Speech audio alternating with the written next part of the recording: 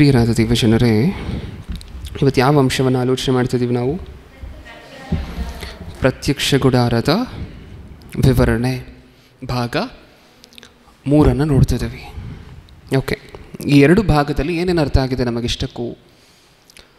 ಕಳೆದ 2 ವಾರಗಳಿಂದ ಆಲೋಚನೆ ಮಾಡಿರುವಂತಹ ಸಾರಾಂಶದಲ್ಲಿ ಏನೇನು ಅರ್ಥ ಆಗಿದೆ? ಮೊದಲನೇ ಭಾಗದಲ್ಲಿ ಏನು ಅರ್ಥ ಆಯಿತು? ಪ್ರತ್ಯಕ್ಷ ಗುಡಾರವನ್ನು ದೇವರು ಏರ್ಪಡಿಸು ಅಂತ ಹೇಳಿದಾಗ ಅದರ ಹಿಂದೆ ಇದ್ದಂತಹ ಉದ್ದೇಶ ಅರ್ಥ ಆಯಿತು, ಹೌದಾ? ಹಾಗೆ ದೇವರು ಇಟ್ಟಂತಹ ಪರೀಕ್ಷೆನೂ ಅರ್ಥ ಆಯಿತು. ಇದಿಷ್ಟೂ ಸಹ ನಾವು ಮೊದಲನೇ ಭಾಗದಲ್ಲಿ ನೋಡ್ಕೊಂಡಂತಹ ವಿಚಾರ. ಇನ್ನು ಹೋದ ವಾರ ಏನು ಆಲೋಚನೆ ಮಾಡಿ ನೋಡಿದ್ದೀವಿ? 2 ವಿಚಾರಗಳ ಬಗ್ಗೆ ಆಲೋಚನೆ ಮಾಡಿ ನೋಡಿದ್ದೀವಿ. ಮುಖ್ಯವಾಗಿ ಒಂದು ಯಜ್ಞವೇದಿ, ಇನ್ನೊಂದು ಗಂಗಾಳ. ಯಜ್ಞವೇದಿ ಏನನ್ನು ಸೂಚಿಸುತ್ತೆ? ಯೇಸು ಕ್ರಿಸ್ತರು ಶಿಲುಬೆ ಮೇಲೆ ಬಲಿಯಾದದ್ದನ್ನು ಸೂಚಿಸುತ್ತೆ. ನಾವು ಕಳೆದ ವಾರ ಮಾತಾಡ್ಕೊಂಡಿದ್ದೀವಲ್ವ ಪ್ರಿಯರೇ? ದೇವರ ಹತ್ರ ಬರಬೇಕು ಅಂತ ಹೇಳಿದ್ರೆ ಅದು ಯಾರ ಮೂಲಕವಾಗಿ ಮಾತ್ರ? ಯೇಸು ಕ್ರಿಸ್ತರ ಮೂಲಕವಾಗಿ ಮಾತ್ರ. ಅದಕ್ಕೆ ಯೇಸು ಕ್ರಿಸ್ತರು ಹೇಳಿರುವಂತಹದ್ದು ನಾನು ಮಾರ್ಗ ಅಲ್ಲ. ಏನಂತ ಹೇಳಿದ್ದಾರೆ? ನಾನೇ ಮಾರ್ಗ. ನಾನೇ ಅನ್ನುವಂತಹ ಪದಕ್ಕಿರುವಂಥ ಅರ್ಥ ಏನು? ಅಲ್ಲಿ 4 ದಿಕ್ಕುಗಳಿದೆ ಪ್ರತ್ಯಕ್ಷ ಗುಡಾರದಲ್ಲಿ. ಆದರೆ ಬಾಗಿಲೆಷ್ಟು?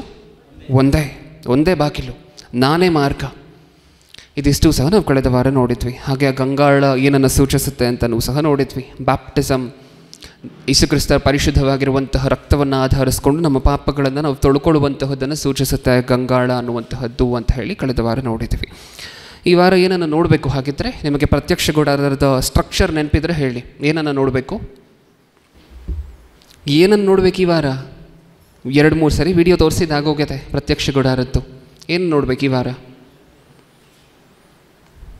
ವಾಪಸ್ ಹೋಗೋಣ ಹೊರಗಡೆ ಹಂಗೆ ಪ್ರತ್ಯಕ್ಷ ಗುಡಾರದಿಂದ. ಇನ್ನೊಂದು ಸರಿ ವಿಡಿಯೋ ಹಾಕ್ತೀರಾ?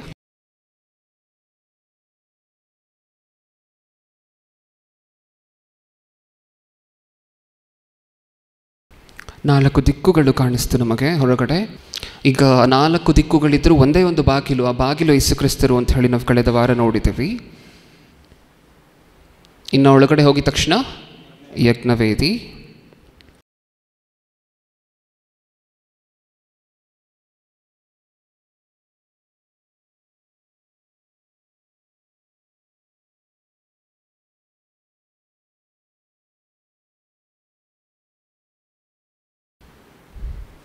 ಇದು ಗಂಗಾಳ. ಯಾಜಕರು ಹೋಗುವುದಕ್ಕಿಂತ, ಏನಾದರೂ ಕೆಲಸ ಮಾಡುವುದಕ್ಕಿಂತ ಮುಂಚೆ ತಮ್ಮನ್ನು ತಾವು ಶುದ್ಧ ಮಾಡ್ಕೋಬೇಕು. ಇದನ್ನೇನಂತ ಕರಿತೀವಿ? ಈ ತೆರೆ ತೆಗೆದಾಗ ಇಲ್ಲಿ ಸಿಕ್ಕುವಂತಹ ಸ್ಥಳವನ್ನು ಏನಂತ ಕರಿತೀವಿ? ಆ ಸ್ಥಳವನ್ನು ಏನಂತ ಕರಿತೀವಿ? ಪರಿಶುದ್ಧ ಸ್ಥಳ. ಆ ಪರಿಶುದ್ಧ ಸ್ಥಳದಲ್ಲಿ 3 ವಸ್ತುಗಳು ಅಂತ ಹೇಳಿ ನಾವು ಮಾತಾಡ್ಕೊಂಡಿದ್ದೀವಿ. ಏನೇನು? ಲೆಫ್ಟಲ್ಲಿ ದೀಪಸ್ತಂಭ, ಆ ದೀಪಸ್ತಂಭದ ಎದುರಿನಲ್ಲಿ ರೊಟ್ಟಿಗಳನ್ನು ಇಡುವಂತಹ ಮೇಜು, ಹಿಂದೆ ಅದಾದ ಮೇಲೆ ಮಧ್ಯದಲ್ಲಿ ಹಿಂದೆ ಏನಿದೆ? ಧೂಪವೇದಿ. ಓಕೆ, ಇಷ್ಟಿದೆಯಲ್ವಾ? ಇವಾಗ ಹೇಳಿ, ಇವತ್ತೇನು ಆಲೋಚನೆ ಮಾಡ್ತಿದ್ದೀವಿ ಅಂತ? ಪರಿಶುದ್ಧ ಸ್ಥಳದಲ್ಲಿರುವಂತಹ ಪ್ರಪ್ರಥಮವಾಗಿರುವಂಥ ಐಟಮ್ ಆಗಿರುವಂತಹ ದೀಪಸ್ತಂಭದ ಬಗ್ಗೆ ಇವತ್ತು ಆಲೋಚನೆ ಮಾಡಿ ನೋಡ್ತಿದ್ದೇವೆ. ಹಾಗಾದರೆ ಇವತ್ತಿಗೆ ನಮ್ಮ ಅಂಶದ ಹೆಸರೇನು? ಪ್ರತ್ಯಕ್ಷ ಗುಡಾರದ ವಿವರಣೆ ಭಾಗ 3. ಉಪ ಅಂಶ ಏನು ಅದರಲ್ಲಿ? ಸಬ್ ಟಾಪಿಕ್ ದೀಪಸ್ತಂಭ. ಓಕೆ, ಶುರು ಮಾಡುವುದಕ್ಕಿಂತ ಮುಂಚೆ ಈ ಪ್ರತ್ಯಕ್ಷ ಗುಡಾರವನ್ನು ದೇವರು ಏರ್ಪಡಿಸು ಏನನ್ನು ತೋರಿಸ್ಬೇಕು ಅಂತ ಅಂದ್ಕೊಂಡಿದ್ರು? ಇಷ್ಟಕ್ಕೂ ಮುಂದೆ ನಡಿಬೇಕಾಗಿರುವಂತಹ ನಿಜ ಸ್ವರೂಪಗಳ ಛಾಯೆಯನ್ನು, ಶ್ಯಾಡೋವನ್ನು ದೇವರು ತೋರಿಸ್ಬೇಕು ಅಂತ ಅಂದ್ಕೊಂಡಿದ್ರು. ನಿಜನಾ? ಹೌದಾ? ಅಲ್ಲಿ ಯಜ್ಞವೇದಿಯನ್ನು ಏರ್ಪಡಿಸಿದ್ದಾರೆ ಅಂತ ಹೇಳಿದ್ರೆ ಏನನ್ನು ತೋರಿಸ್ಬೇಕು ಅಂತ ಅಂದ್ಕೊಂಡಿದ್ರು? ಯೇಸು ಕ್ರಿಸ್ತರ ಬಲಿಯನ್ನು ತೋರಿಸ್ಬೇಕಿತ್ತು. ಆ ಬಲಿಯಾದ ನಂತರನೇ, ನನ್ನ ಮಗನ ಪರಿಶುದ್ಧವಾಗಿರುವಂತಹ ಬಲಿಯನ್ನು ಆಶ್ರಯಿಸಿದ ನಂತರವೇ ನೀವು ನನ್ನ ಹತ್ರ ಬರಲಿಕ್ಕಾಗತ್ತೆ. ಇದನ್ನು ಯಾವಾಗಲಿಂದಲೋ ತೋರಿಸ್ಬೇಕು ಅಂತ ಹೇಳಿ ಪ್ರಯತ್ನ ಪಡ್ತಿದ್ದಾರೆ ದೇವರು. ಇದನ್ನು ನಾವು ಕಳೆದ ವಾರ ಮಾತಾಡ್ಕೊಂಡಿದ್ವಲ್ವ? ಈಗ ಹೇಳಿ, ಆ ಯಜ್ಞವೇದಿ ಶ್ಯಾಡೋನ, ನೆರಳ, ಛಾಯೆನ? ಹೌದು. ಇದು ಗೊತ್ತಿಲ್ಲದೆ ಇವತ್ತಿಗೂ ಸಹ ಇಸ್ರಾಯೇಲಿಯರಲ್ಲಿ ನಾವು ಇಸ್ರಾಯೇಲ್ ವಂಶದವರು ಅಂತ ಅಂದ್ಕೊಂಡು ತುಂಬ ಜನ ಆ ಸುತ್ತಮುತ್ತ ಪ್ರಾಂಗಣದಲ್ಲಿ ಏನು ಮಾಡ್ತಿದ್ದಾರೆ ಗೊತ್ತಾ? ಇವತ್ತಿಗೂ ಇದೇ ಥರ ಒಂದು ಪ್ರತ್ಯಕ್ಷ ಗುಡಾರವನ್ನು ಏರ್ಪಡಿಸ್ಕೊಂಡು, ಇವತ್ತಿಗೂ ಯಜ್ಞವೇದಿಯನ್ನು ಏರ್ಪಡಿಸ್ಕೊಂಡು ಅದರ ಮೇಲೆ ಬಲಿ ಕೊಡ್ತಾರೆ. ನಮಗೆ ಗೊತ್ತಾ? ಇವತ್ತಿಗೂ ಏನು ಮಾಡ್ತಿದ್ದಾರೆ? ಆ ಯಜ್ಞವೇದಿ ಮೇಲೆ ಇವತ್ತಿಗೂ ಬಲಿ ಸಮರ್ಪಿಸ್ತಾರೆ. ಇವತ್ತಿಗೂ ಪ್ರತ್ಯಕ್ಷ ಗುಡಾರ ಅನ್ನುವಂತಹದನ್ನು ಏರ್ಪಡಿಸ್ಕೊಂಡಿದ್ದಾರೆ. ಹೌದಾ? ಅದು ಛಾಯೆ ಅಂತ ನೀಟಾಗಿ ಹೇಳಾಯ್ತಲ್ವ ದೇವರು. ಓಕೆ, ಇಸ್ರೇಲಿಯರನ್ನು ಪಕ್ಕಕ್ಕಿಟ್ಬಿಡಿ. ನೀವು ನಿಮ್ಮ ಸುತ್ತಮುತ್ತ ಬೇರೆ ಧರ್ಮದವರು ಬಲಿ ಸಮರ್ಪಿಸುವಂತಹದ್ದನ್ನು ಬಲಿಪೀಠದ ಮೇಲೆ ನೋಡಿದ್ದೀರಾ ಇಲ್ವಾ? ನೋಡಿದ್ದೀರಾ? ಕೋಳಿ ಬಲಿ ಕೊಡುವಂತಹದ್ದು ನೋಡಿದ್ದೀರಾ? ಕುರಿಗಳನ್ನು ಬಲಿ ಕೊಡುವಂತಹದ್ದು ನೋಡಿದ್ದೀರಾ?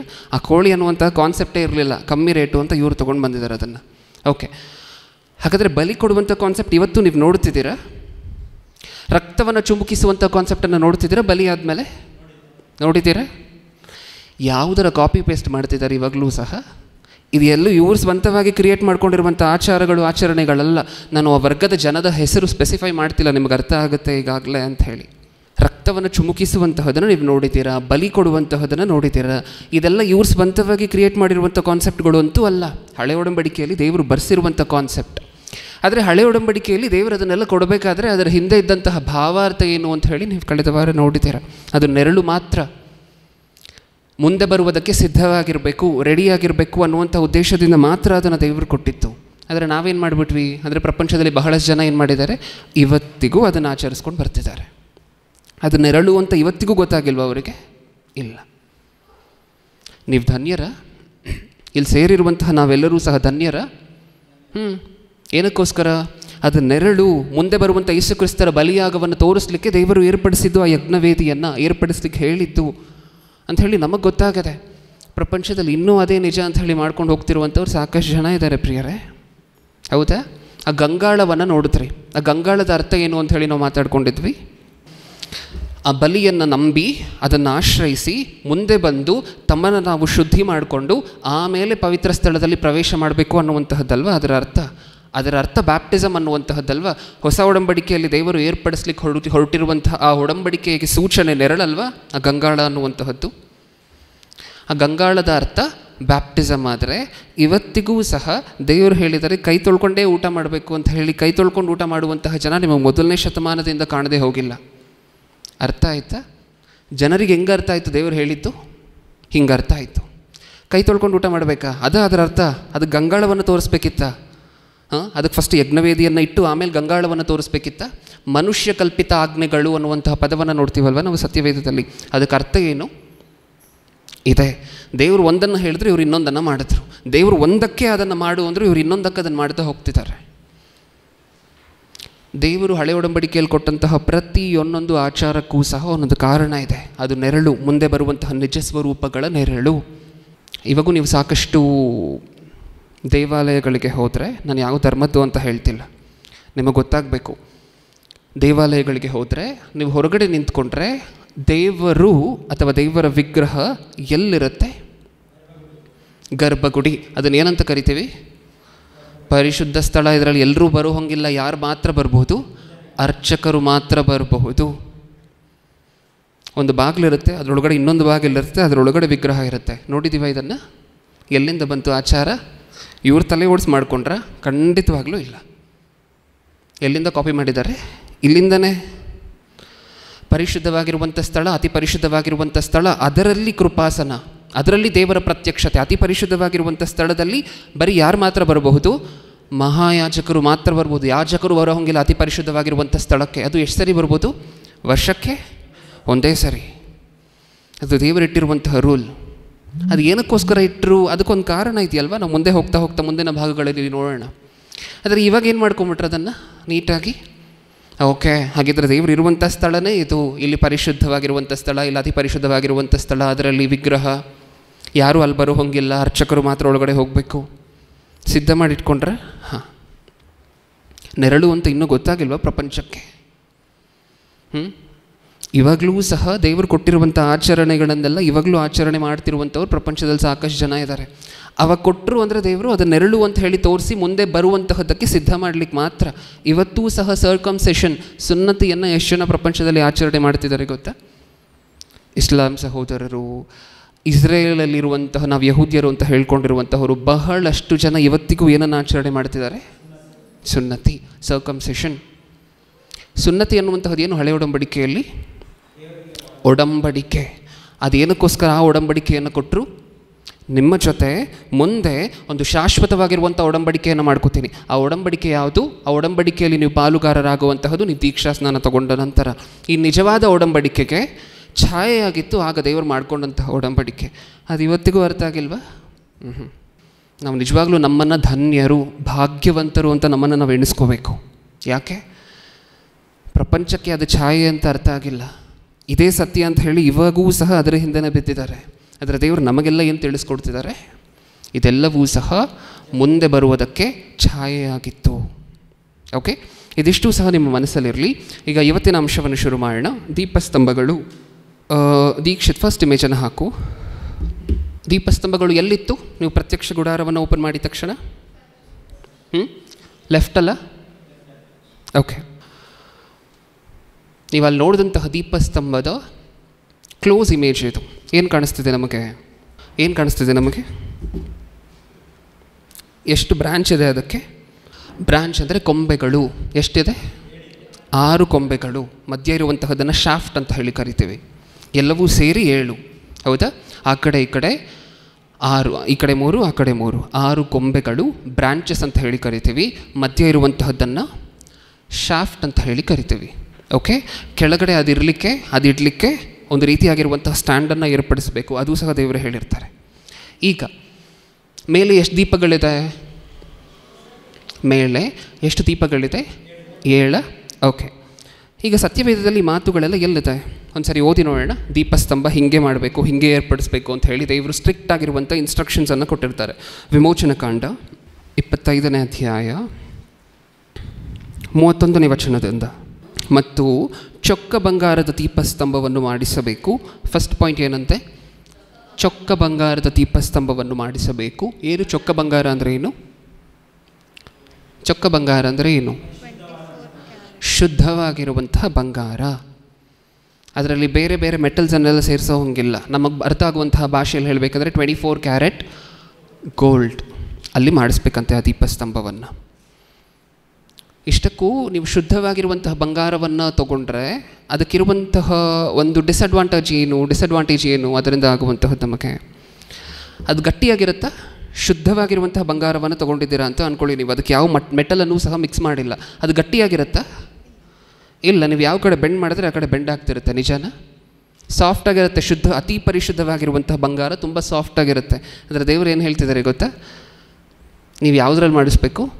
ಶುದ್ಧವಾಗಿರುವಂಥ ಬಂಗಾರದಲ್ಲೇ. ಅದು ಮಾಡಿಸ್ಲಿಕ್ಕೆ, ಆ ದೀಪಸ್ತಂಭ ಮಾಡಿಸ್ಲಿಕ್ಕೆ ಎಷ್ಟು ಕಷ್ಟ ಅಂತ ನಮಗೆ ಮುಂದೆ ಗೊತ್ತಾಗುತ್ತೆ.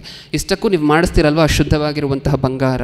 ಆ ಬಂಗಾರದಿಂದ ಮಾಡಿಸುವಂತಹದ್ದು ಆ ಮಧ್ಯ ಇರುವಂತಹ ಶಾಫ್ಟ್, ಆ ಕಡೆ ಈ ಕಡೆ ಇರುವಂತಹ ಕೊಂಬೆಗಳು, ಕೆಳಗಡೆ ಇರುವಂತಹ ಸ್ಟ್ಯಾಂಡ್, ಇದಿಷ್ಟೂ ಸಹ ಒಂದೇ ಒಂದು ಪೀಸಿಂದ ಮಾಡಬೇಕು. ಬೇರೆ ಬೇರೆ ಮಾಡಿ ತಂದು ಜೋಡಿಸೋ ಹಂಗಿಲ್ಲ. ಹೆಂಗೆ ಮಾಡಿಸ್ಬೇಕು? ಸಿಂಗಲ್ ಮೆಟಲ್ ಮೊನೋಲಿಥಿಕ್ ಸ್ಟ್ರಕ್ಚರ್ ಅಂತ ಹೇಳಿ ಕರಿತೀವಿ. ಹೌದಾ? ಮೊನೋಮೆಟಲ್ ಸ್ಟ್ರಕ್ಚರ್ ಅಂತ ಹೇಳಿ ಕರಿಬೋದು ಇದನ್ನು. ಅಂದರೆ ಒಂದೇ ಒಂದು ಚಿನ್ನದ ದೊಡ್ಡ ಹರಳನ್ನು ತಗೊಂಡು ಅದರಲ್ಲಿ ನೀವು ಕೆತ್ತಿ ನಕಾಸಿ ಕೆಲಸ ಅನ್ನುವಂತಹ ಪದನೂ ಸಹ ನಮಗಲ್ಲಿ ಕಾಣಿಸುತ್ತೆ. ಈ ದೀಪಸ್ತಂಭವನ್ನು ಹಂಗೆ ಮಾಡಬೇಕು. ಒಂದೇ ಹೋದಣ್ಣ. ಅದರ ಬುಡವನ್ನು, ಕಂಬವನ್ನು ನಕಾಸಿ ಕೆಲಸದಿಂದ ಮಾಡಿಸಬೇಕು. ಆ ದೀಪಸ್ತಂಭವೆಲ್ಲ ಅಖಂಡವಾಗಿ ಪುಷ್ಪಗಳಂತೆಯೂ ಅಲಂಕಾರವಾಗಿ ಕೆತ್ತಿರಬೇಕು. ಇಲ್ಲಿಂದ ಗಮನ ಕೊಟ್ಟು ಕೇಳಿಸ್ಕೊಳ್ಳಿ. ಆ ದೀಪಸ್ತಂಭದ ಇಮೇಜನ್ನು ಹಾಗೆ ಹಾಕಿರಿ. ಈಗ 32ನೇ ವಚನ ನೋಡ್ಕೊಳ್ಳಿ. ಕಂಬದ ಒಂದೊಂದು ಪಾರ್ಶ್ವದಲ್ಲಿ 3 ಕೊಂಬೆಗಳು, ಅಂತೂ 6 ಕೊಂಬೆಗಳು ಇರಬೇಕು. ನಿಮಗೆ ಕಾಣಿಸ್ತಿದೆಯಾ? ನೀವು ನೋಡ್ತಿರುವಂಥ ಇಮೇಜಲ್ಲಿ, ನೀವು ಓದಂತಹ ವಚನ ನೀವು ನೋಡ್ತಿರುವಂಥ ಇಮೇಜಲ್ಲಿ ಕಾಣಿಸ್ತಿದೆಯಾ? 3 ಕೊಂಬೆಗಳಿರಬೇಕು ಒಂದೊಂದು ಕಡೆ. ಟೋಟಲ್ ಆಗಿ 6 ಕೊಂಬೆಗಳಿರಬೇಕು. ನೆಕ್ಸ್ಟ್, ಪ್ರತಿಯೊಂದು ಕೊಂಬೆಯಲ್ಲಿ ಬಾದಾಮಿ ಹೂಗಳಂತಿರುವ 3 ಪುಷ್ಪಾಲಂಕಾರಗಳಿರಬೇಕು. ಏನೇನಂತೆ? ಒಂದು ನಿಮಿಷ. ಏನೇನಿರಬೇಕಂತೆ? ಆ ಒಂದೊಂದು ಕೊಂಬೆಯಲ್ಲಿ, 6 ಕೊಂಬೆ ಬಗ್ಗೆ ಏನು ಇವಾಗ ತಾನೇ ಮಾತಾಡ್ಕೊಂಡ್ವಲ್ವ, ಆ 6 ಕೊಂಬೆಗಳಲ್ಲಿ ಒಂದೊಂದು ಕೊಂಬೆಯನ್ನು ನೀವು ತಗೊಂಡಾಗ ಎಷ್ಟು ಹೂವು ಇರಬೇಕಂತೆ? 3 ಹೂವು ಇರಬೇಕಂತೆ. ಪುಷ್ಪಾಲಂಕಾರಗಳು. ಒಂದೊಂದು ಅಲಂಕಾರ ಅಂದರೆ ಒಂದೊಂದು ಹೂವದಲ್ಲಿ ಏನೇನಿರಬೇಕು ಅಂತ ಮತ್ತೆ ಫರ್ದರ್ ಡೀಟೇಲಿಂಗ್ ಕೊಡ್ತಿದ್ದಾರೆ. ಏನಂತೆ? ಪ್ರತಿಯೊಂದು ಕೊಂಬೆಯಲ್ಲಿ ಬಾದಾಮಿ ಹೂವುಗಳಂತಿರುವ 3 ಪುಷ್ಪಾಲಂಕಾರಗಳಿರಬೇಕು. ಒಂದೊಂದು ಅಲಂಕಾರಕ್ಕೆ ಒಂದು ಪುಷ್ಪ ಪಾತ್ರೆಯು, ಒಂದು ಪುಷ್ಪವು ಇರಬೇಕು. ಒಂದೊಂದು ಹೂವಿಗೆ ಏನಿರಬೇಕಂತೆ? ಪುಷ್ಪ ಪಾತ್ರೆ ಅಂದರೆ ಆ ಹೂವಿಗೆ ಕೆಳಗಡೆ ಬೇಸ್ ಇರುತ್ತಲ್ವ, ಅದನ್ನು ಹಿಡ್ಕೊಳ್ಲಿಕ್ಕೆ ಆ ಪಾತ್ರೆ ಒಂದಿರಬೇಕು. ಅದರ ಮೇಲೆ ಹೂವು ಇರಬೇಕು. 2 ಐಟಮ್ ಅಲ್ವ ನಮಗೆ ಸಿಕ್ಕಿತ್ತು. ಒಂದು ಸಾರಿ ಇಂಗ್ಲೀಷ್ ಟ್ರಾನ್ಸ್ಲೇಷನ್ ಹಾಕ್ತೀರಾ? ನಮಗೆ ಕನ್ನಡದಲ್ಲಿ 2 ಐಟಮ್ ಕಾಣಿಸ್ತಿದೆ. ಹೀಬ್ರೂ ಭಾಷೆ, ಗ್ರೀಕ್ ಭಾಷೆ, ಇಂಗ್ಲೀಷಲ್ಲೆಲ್ಲವೂ ಸಹ ದೇವರು ಆ ಹೂವು ಅನ್ನುವಂತಹ ಜಾಗದಲ್ಲಿ 3 ಡೀಟೇಲಿಂಗ್ ಕೊಡಬೇಕು ಅಂತ ಸ್ಪಷ್ಟವಾಗಿ ಹೇಳಿದರು. You shall also make a lampstand of pure gold. The lampstand shall be of hammered work. Its shaft, its branches, its bowls, its ornamental knobs and flowers shall be of one piece. ಅಲ್ಲಿ 3ನೇ ಸಾಲಿಂದ ಓದ್ತಿದ್ದೀನಿ ನೋಡಿ, ಎಷ್ಟು item ಅಂತ ಹೇಳಿ ಲೆಕ್ಕ ಹಾಕಿ. ಈಗ it's shaft. Shaft ಅಂದರೆ ಏನು ಅಂತ ಹೇಳಿ ಮಾತಾಡ್ಕೊಂಡಿದ್ವಿ ಈಗಾಗಲೇ ನಾವು. ಮಧ್ಯ ಇರುವಂತಹ ಕಂಬ. Next it's branches. ಬ್ರಾಂಚಸ್ ಅಂದರೆ ಏನು? ಕೊಂಬೆಗಳು. 3 ಕೊಂಬೆಗಳಿರುತ್ತಲ್ವ. ನೆಕ್ಸ್ಟ್ ಆ ಒಂದೊಂದು ಹೂವದಲ್ಲಿ ಏನೇನು ಇರಬೇಕಂತೆ? It's bowls. ಬೌಲ್ಸ್ ಅಂದರೆ ಏನು? ಪಾತ್ರೆ. ಒಂದೊಂದು ಹೂವಲ್ಲಿ ಏನೇನು ಇರಬೇಕು? ಹೂವು ಇಟ್ಕೊಳ್ಲಿಕ್ಕೆ ಪಾತ್ರೆ ಇರಬೇಕು. Next it's ornamental knobs. Knobs ಅಂದರೆ ಒಂದು ರೀತಿಯಾಗಿರುವಂತಹ ಬಡ್ ಅಂತ ಹೇಳಿ ಕರಿಬೋದು. ನಾಬ್ ಅಂತಲೂ ಕರಿತೀವಿ. ಬಡ್ ಅಂದರೆ ನಮ್ಗೆ ಅರ್ಥ ಆಗುವಂತಹ ಭಾಷೆಯಲ್ಲಿ ಹೇಳಬೇಕಂದ್ರೆ ಮೊಗ್ಗಿನ ಥರ ಇರುತ್ತೆ. ಮೊಗ್ಗನ್ನು ನೋಡಿದ್ದೀವಲ್ವ ಹೂವಲ್ಲಿ. ಹಾಂ, ಇಷ್ಟೊತ್ತು 2 ಐಟಮ್ ಬಗ್ಗೆ ಮಾತಾಡ್ಕೊಂಡಿದ್ದೀವಿ. ಕೆಳಗಡೆ ಆ ಹೂವು ಇಡಲಿಕ್ಕೆ ಒಂದು ಪಾತ್ರೆ ಇರಬೇಕು, ಅದರ ಮೇಲೆ ಒಂದು ಬಡ್ ಇರಬೇಕು. ನೆಕ್ಸ್ಟ್ ಆಮೇಲೆ and flowers shall be of one piece. ಒಂದೇ ಒಂದು ಶಿಲೆಯನ್ನು ತಗೊಂಡು, ಚಿನ್ನದ ಒಂದು ಶಿಲೆಯನ್ನು ತಗೊಂಡು ನೀವಿಷ್ಟನ್ನು ಸಹ ಕೆತ್ತಿ ಮಾಡಬೇಕು. ಸುತ್ತಿ ಕೆಲಸ ಅಂತ ಕರಿತೀವಿ, ಹ್ಯಾಮರ್ಡ್ ವರ್ಕ್. ಇವಾಗ ಹೇಳಿ, ಮಧ್ಯ ಏನಿರಬೇಕು? ದೇವರು ಹೇಳಿರುವಂತಹದ್ದು ಆ ದೀಪಸ್ತಂಭಕ್ಕೆ ಮಧ್ಯ ಏನಿರಬೇಕು? ಶಾಫ್ಟ್ ಇರಬೇಕು. ಮಧ್ಯ ಒಂದು ಕಂಬ ಇರಬೇಕು. ಆ ಕಡೆ ಈ ಕಡೆ ಏನಿರಬೇಕು? ಬ್ರಾಂಚಸ್ ಇರಬೇಕು. ಎಷ್ಟಿರಬೇಕು? ಆ ಕಡೆ 3, ಈ ಕಡೆ 3. ಈಗ ಒಂದೊಂದು ಆ ಕಡೆ 3 ಏನಿದೆ, ಈ ಕೊಂಬೆಗಳಲ್ಲಿ ಒಂದೊಂದು ಕೊಂಬೆಯಲ್ಲಿ ಏನೇನಿರಬೇಕಂತೆ? 3 ಹೂವುಗಳಿರಬೇಕಂತೆ. 3 ಪುಷ್ಪಾಲಂಕಾರಗಳು ಒಂದೊಂದು ಕೊಂಬೆಯಲ್ಲಿ. 3 ಇಮೇಜ್ ಹಾಕಿ. ಈಗ ಆ ಲೆಫ್ಟ್ ಟು ರೈಟಲ್ಲಿ ಕಾಣಿಸ್ತಿದೆಯಲ್ವ ನಮಗೆ 6 ಕೊಂಬೆಗಳು. ಆ 6 ಕೊಂಬೆಗಳಲ್ಲಿ ಒಂದೊಂದು ಕೊಂಬೆಯಲ್ಲಿ ಎಷ್ಟು ಪುಷ್ಪಾಲಂಕಾರಗಳಿರಬೇಕು? 3. ಓಕೆ, ಕೇಳಿಸ್ಕೊಳ್ಳಿ ಗಮನ ಕೊಟ್ಟು. 3 ಪುಷ್ಪಾಲಂಕಾರಗಳಿರಬೇಕು. ಆ ಒಂದೊಂದು ಪುಷ್ಪಾಲಂಕಾರದಲ್ಲೂ 3 ಐಟಮ್ ಇರಬೇಕು. ಝೂಮಿನ್. ಆ ಒಂದೊಂದು ಪುಷ್ಪಾಲಂಕಾರದಲ್ಲೂ ಸಹ 3 ಐಟಮ್ ಇರಬೇಕು.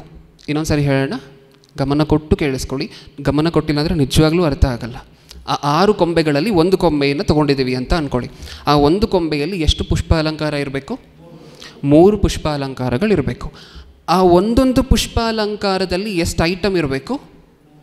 3 ಐಟಮ್ ಇರಬೇಕು. ಏನೇನಿರಬೇಕು?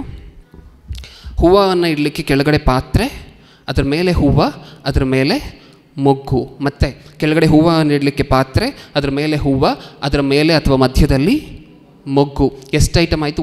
ಅದು 3 ಸೇರಿದ್ರೆ ಒಂದು ಪುಷ್ಪಾಲಂಕಾರ ಅಂತ ಹೇಳಿ ಕರಿತೀವಿ. ಅರ್ಥ ಆಗ್ತಿದೆಯಾ? ತುಂಬ ಮುಖ್ಯವಾಗಿರುವಂತಹದ್ದು ನಾವು ಇವಾಗ ಆಲೋಚನೆ ಮಾಡ್ತಿರುವಂತಹದ್ದು. ದೇವರು ಸ್ಪಷ್ಟವಾಗಿ ಹೇಳಿದರು, ಮೋಶೆ ಒಂದು ಸ್ವಲ್ಪನೂ ಹೆಚ್ಚು ಕಡಿಮೆ ಆಗುವಂಗಿಲ್ಲ, ನಾನು ಹೇಳ್ತಿರುವಂತಹದ್ದು ಹಿಂಗೆ ಮಾಡಬೇಕು, ಒಂದೇ ಪೀಸಲ್ಲಿ ಮಾಡಬೇಕು, ಪೂರ್ಣ ಸ್ವರ್ಣದಲ್ಲಿ ಮಾಡಬೇಕು, ಅಂದರೆ ಪೂರ್ತಿಯಾಗಿರುವಂಥ ಶುದ್ಧವಾಗಿರುವಂಥ ಚಿನ್ನದಲ್ಲಿ ಮಾಡಬೇಕು, ನಾನು ಹೇಳಿರುವಂಥ ಕೌಂಟ್ ಹಿಂಗೆ ಇರಬೇಕು ಅಂತ ಹೇಳಿ ನೀಟಾಗಿ ಇನ್ಸ್ಟ್ರಕ್ಷನ್ ಕೊಟ್ಟಿದ್ರು. ಹೌದಾ? ಒಂದು ಕೊಂಬೆಯಲ್ಲಿ ಎಷ್ಟು ಪುಷ್ಪಾಲಂಕಾರ? 3 ಹೂವುಗಳ ಥರ ಇರುವಂಥ ಸ್ಟ್ರಕ್ಚರ್ಸ್, ಪುಷ್ಪಾಲಂಕಾರಗಳು 3 ಇರಬೇಕು. ಆ ಒಂದೊಂದು ಪುಷ್ಪಾಲಂಕಾರದಲ್ಲಿ ಏನೇನಿರಬೇಕು? ಕೆಳಗಡೆ ಒಂದು ಪ್ಲೇಟು, ಮೇಲೆ ಹೂವು, ಅದ್ರ ಮೇಲೆ ಮೊಗ್ಗು. ಅರ್ಥ ಆಯ್ತಾ? ಓಕೆ, ಈಗ ನಮಗಿನ್ನೂ ಸ್ವಲ್ಪ ಕ್ಲಿಯರಾಗಿ ಅರ್ಥ ಆಗುತ್ತೆ ಈ ಇಮೇಜನ್ನು ನೋಡಿದ್ರೆ. ಅರ್ಥ ಆಗ್ತಿದೆಯಾ ನಮಗೆ ನೋಡಿದಾಗ? ಇದನ್ನು ಕೆಳಗಡೆ ಇರುವಂತಹದ್ದು ಏನು? ಕೆಳಗಡೆ ಇರುವಂತಹದ್ದು ಪ್ಲೇಟ್, ಮೇಲಿರುವಂತಹದ್ದು ಫ್ಲವರ್, ಅದರ ಮೇಲಿರುವಂತಹದ್ದು ಬಡ್ ಅಥವಾ ನಾಬ್, ಮೊಗ್ಗು. ಹೌದಲ್ವಾ? ಈಗ ನೆಕ್ಸ್ಟ್ ಇಮೇಜ್. ಇದನ್ನು ನೀವು ನೋಡಿದಾಗ ಏನು ಅರ್ಥ ಆಗುತ್ತೆ ನಿಮಗೆ? ಇಷ್ಟಕ್ಕೂ ಆ ಒಂದೊಂದು ಕೊಂಬೆಗಳು ಏನುತ್ತಲ್ವ, ಆ ಒಂದೊಂದು ಕೊಂಬೆಯಲ್ಲಿ 3 ಪುಷ್ಪಾಲಂಕಾರ ಅಂತ ಹೇಳಿದ್ರೆ, ಆ ಒಂದೊಂದು ಪುಷ್ಪಾಲಂಕಾರದಲ್ಲಿ ಎಷ್ಟು ಐಟಮ್ ಇತ್ತು? 3 ಐಟಮ್ ಇತ್ತ? ಹಾಗಾದರೆ ಒಂದೊಂದು ಪುಷ್ಪಾಲಂಕಾರಕ್ಕೆ 3 ಐಟಮ್ ಅಂದರೆ ಆ 3 ಪುಷ್ಪಾಲಂಕಾರದಲ್ಲಿರುವಂಥ ಅಷ್ಟು ಐಟಮ್ಸನ್ನು ಸೇರಿಸಿದ್ರೆ ಎಷ್ಟಾಗುತ್ತೆ? 9. ಒಂದು ಪುಷ್ಪಾಲಂಕಾರದಲ್ಲಿ 3 ಐಟಮ್, ಸೆಕೆಂಡ್ ಪುಷ್ಪಾಲಂಕಾರದಲ್ಲಿ ಮತ್ತೆ 3, ಕೆಳಗಡೆ ಇರುವಂಥ ಪುಷ್ಪಾಲಂಕಾರದಲ್ಲಿ ಮತ್ತೆ 3. ಎಷ್ಟಾಯಿತು ಟೋಟಲಾಗಿ ಸೇರಿಸಿದ್ರೆ? 9. ಓಕೆ, 9 ಮೊದಲನೇ ಕೊಂಬೆಯಲ್ಲಿ ನಿಜನಾ? ಆ ಮೊದಲನೇ ಕೊಂಬೆಗೆ 2ನೇ ಕೊಂಬೆಯನ್ನು ಆ್ಯಡ್ ಮಾಡಿ. 2ನೇ ಕೊಂಬೆಯಲ್ಲೂ ಎಷ್ಟಿರುತ್ತೆ? ಎಷ್ಟಾಯಿತು? 2 ಕೊಂಬೆಗಳನ್ನು ಸೇರಿಸಿದ್ರೆ 18. ಈಗ 3ನೇ ಕೊಂಬೆಯಲ್ಲಿರುವಂತಹದನ್ನು ಆ್ಯಡ್ ಮಾಡಿ. ಎಷ್ಟಾಯಿತು? 27.